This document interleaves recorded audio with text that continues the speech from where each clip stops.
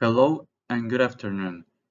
My name is Eduardo Pavón Romero, and today I will be explaining my evidence tree of Contemporary World, the New World Order. In this evidence, the topics I will be talking about will be the globalization, trade, the digital revolution, and terrorism. The first concept is globalization. This concept refers to an increase of the connections and like the helps or the interactions between different countries all around the world. This happens through processes like the exchange of goods, services, and the exchange of ideas or traditions uh, between different cultures of different countries. Well, obviously, this process can and has an impact on all over the world. It has also it has positive and negative influences. The positives are well, the cultural exchange is the first one. There's also a technological advancement, which refers to sharing technology and resources, the economic opportunities, the access to talent, um, the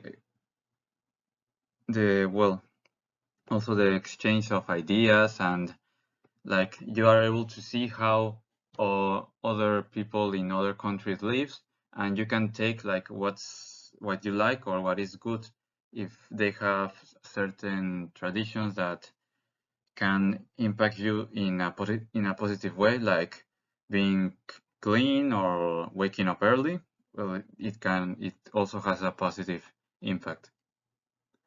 And well, there's also the negative influences that are well, economic disparities, the exploitation of labor, and well, the most sad one, the saddest one, it is that you, well, since you are in contact with a lot of people, and you, as you learn more about more cultures, you like kind of start forgetting the one you have. You replace some traditions or some manners that you used to have with new ones. This means like everyone is kind of doing the same things, and you lose like those things that make you, well, not only the country but like your community unique. As I mentioned before, the globalization involves the economic exchanges, in this case, the trade. The trade is the exchange of goods and services between individuals, business, or in this case, countries. To access resources and products they might not produce locally or that they might have a hard time obtaining.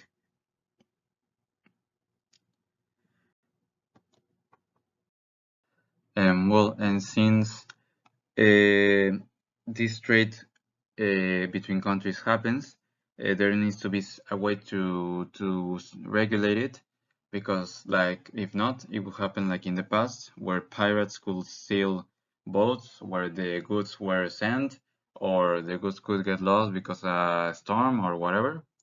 In this case, the World Trade Organization, the WTO, that was established on the 1st of January of 1995.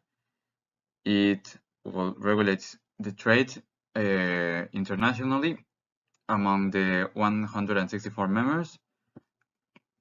Among all the goals it has, the principles are that to have a free and fair trade between everyone, reduce the barriers that difficult trade and resolve every kind of dispute that countries may have. These rules are set by a consensus-based negotiations. This means that everyone among the members must accept the rules, so everyone likes it, and they are constantly updating their rules and their goals. They aim to ensure a sustainable global trade, but they face criticism because some of the decisions they make, they benefit the more developed countries, but they affect the countries with a smaller economy, and therefore they don't help them. Talking about international trade, the thing that literally carries the trade on its back, it's the digital revolution. This refers to a transition made from analog and mechanical technologies to digital technologies that began on the late 20th century. This period introduced innovations like computers, the internet, the long-distance communications, the cloud computing, the phones, and things that today we see as normal. But like everything in this life, it has the good side and the bad side. The good side are, well, obviously, are things that are really obvious, like improved communication, and this refers that you literally can talk to anybody around the world nearly free. Well, if you compare it like what you needed to do to talk to someone on another country like 50 years ago, it kind of is free, but I mean it's not free. Well, and another advantage is access to information, literally the internet. You can find everything there. This presentation was made from things from the internet, so it really helps. Another one is the economic growth, the creation of new industries like the computers, the tech industry, the mobiles, the internet companies, and it also helps in production. It like process like automation,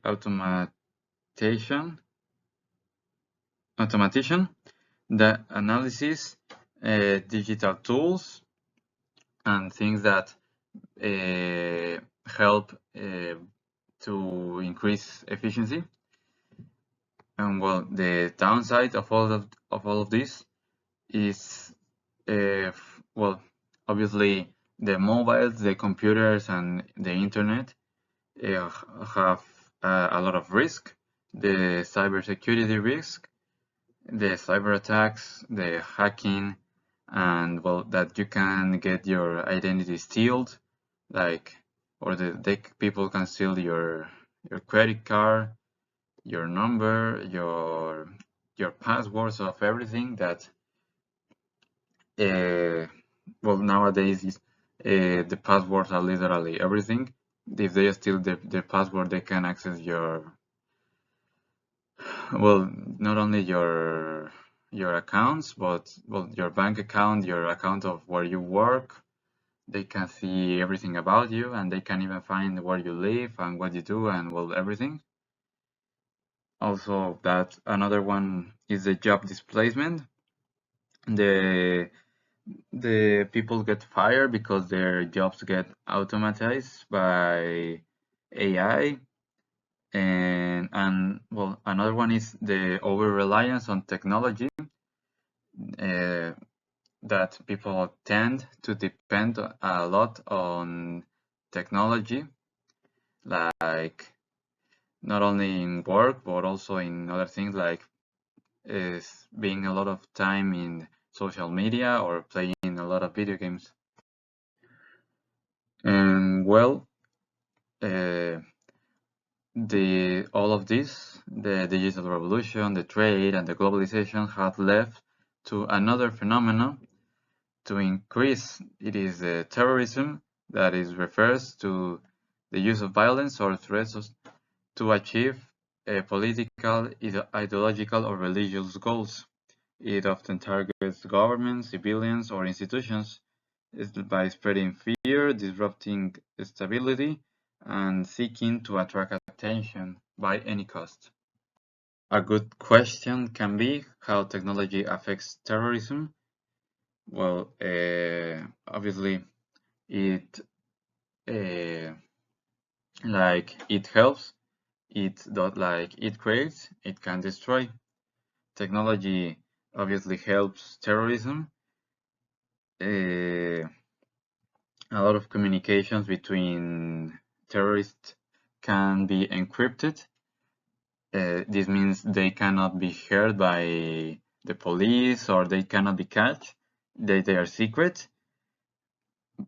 And the internet also provides a lot of propaganda to a lot of people that they don't really understand like what is at the stake. Like they just think that it is like some sort of game or like it really wouldn't happen. Like, but it ends up happening and people really die.